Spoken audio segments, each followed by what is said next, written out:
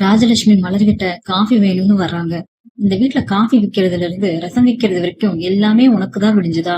இந்த வீட்டுக்கு இன்னொரு மருமகளா ஒருத்தி வந்திருக்காளே அழகுமதி, அவளுக்கு இந்த வீட்டு வேலைகளை கத்துக்கணும்னு எப்பவாவது புத்தி இருக்கா? காலேஜ் படிப்பு வேலைன்னு கிளம்பிட்டா இந்த வீட்டுக்கு அவ மகாராணியா? இத்தனை நாள் ஆச்சு, ஒரு சுடுதண்ணி வச்சு தர துப்பு இருக்கா அவளுக்குன்னு கேக்குறாங்க. மலரு, அவங்க சும்மா வீட்டுல உட்காந்துகிட்டு இல்லையே, காலேஜ்ல எவ்வளவு பொறுப்பான வேலை பாக்குறாங்க. அங்க இருக்கிற வேலையெல்லாம் முடிச்சுட்டு வீட்டுக்கு வந்ததும் காலேஜ் ஃபைலத்தானே பாத்துட்டு இருக்காங்க. அவங்களுக்குன்னு ஒரு லட்சியம் இருக்கு அத்தைன்னு சொல்றாங்க. ராஜலட்சுமி அதுக்கு ஓஹோ லட்சியமாம் லட்சியம், காலேஜுக்கு போனா வீட்டு வேலை செய்யக்கூடாதா மலரு? இங்க பாரு, அவ வந்த புதுசுல நீதான் எல்லாத்தையும் இழுத்து போட்டுட்டு செஞ்ச, சரி போனா போகுதுன்னு விட்டா இப்ப அவ உன்னை கேட்டு ஒரு வேலையும் செய்ய மாட்டேங்கிறா, நான் சொன்னாலும் காதுல வாங்க மாட்டேங்கிறா. நம்ம சமையல் கட்டுக்குள்ள வந்தா அவளோட கௌரவம் குறைஞ்சிடுமோ? வர வர அவளோட ஆட்டம் தாங்கல. அத்தை, அவங்க உங்க பேச்ச மதிக்கலன்னு யாரு சொன்னா? அவங்களுக்கு அங்க இருக்கிற வேலை பழு அப்படி. அழகுமதிக்கு அவங்க வேலையும் முக்கியம், இந்த குடும்பமும் முக்கியம். அவங்க செய்யாத வேலையையும் சேர்த்து நான் தான் செய்யறேன்னு அத்தை. அப்புறம் ஏன் அவங்கள மட்டும் குத்தி காட்டி பேசிக்கிட்டே இருக்கீங்க? அவங்கவுங்க வேலையை அவங்கவுங்க பாக்கட்டும் அத்தை, தேவையில்லாம இதை பெருசு பண்ணாதீங்க. உடனே ராஜலட்சுமி மனசுக்குள்ள நினைச்சுக்கிறாங்க, பாத்தியா இந்த மலர, வர வர அவளுக்கு முட்டு கொடுத்து எனக்கே எதிர்த்து பேச ஆரம்பிச்சுட்டா. எல்லாம் அந்த அழகுமதி காலேஜுக்கு போய் 4 காசு சம்பாதிக்கிற திமிருதான். அந்த பணத்தை வச்சுக்கிட்டுதான் இந்த வீட்டுல இருக்கிற யாரையும் மதிக்காம என் பேச்சையும் தூக்கி போட்டு மிதிக்கிறா. ராஜலட்சுமி சொல்றாங்க, சரிதான் மலரு, நீ அவளுக்கு எவ்வளவு வேணாலும் வக்காலத்து வாங்கிக்கோ.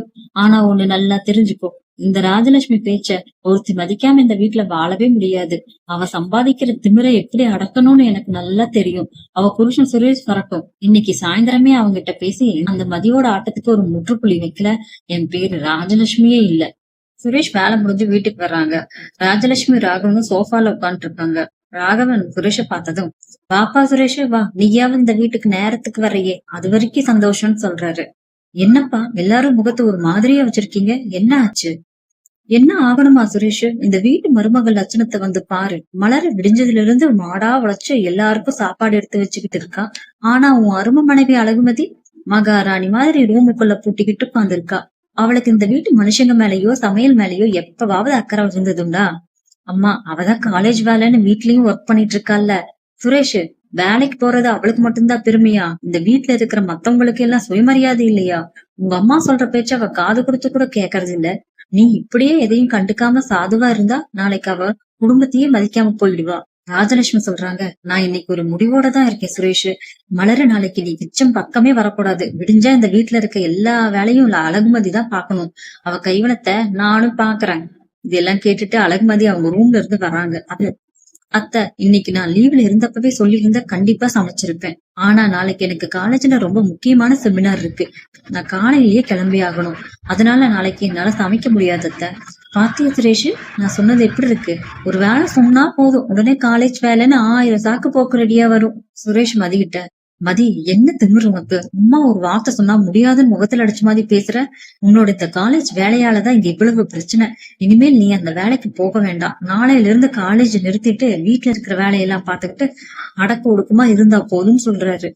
உடனே மதி, என்ன சுரேஷ் பேசுறீங்க? என் படிப்பு, என் லட்சியம், என் குடும்ப சூழல் எல்லாமே உங்களுக்கு தெரியும். என் அப்பா ஹாஸ்பிட்டல்ல இருக்காரு. என் சம்பளம் எனக்கு வேணும். என்னைய பார்த்து வேலையை நிறுத்துன்னு எப்படி உங்களால சொல்ல முடியுது? சுரேஷ் கோபமா, எனக்கு அதெல்லாம் தெரியாது மதி. இந்த வீட்டுல இருக்கணும்னா என் அப்பா அம்மா சொல்றதை கேட்டுட்டு கட்டுப்படணும். அவங்க பேச்சு மீறி வேலைக்குத்தான் போவேன்னு நீ ஒத்த கால்ல நின்னா பேசாம நீ இப்பவே உன் பெட்டியை தூக்கிட்டு உங்க அம்மா வீட்டுக்கே போயிடு. இந்த வீட்டுல உனக்கு இடம் இல்லைன்னு சொல்றாரு. இத கேட்டு டென்ஷனே ஆயிடுறாங்க மதி. எல்லாரும் சைலண்ட் ஆயிடுறாங்க.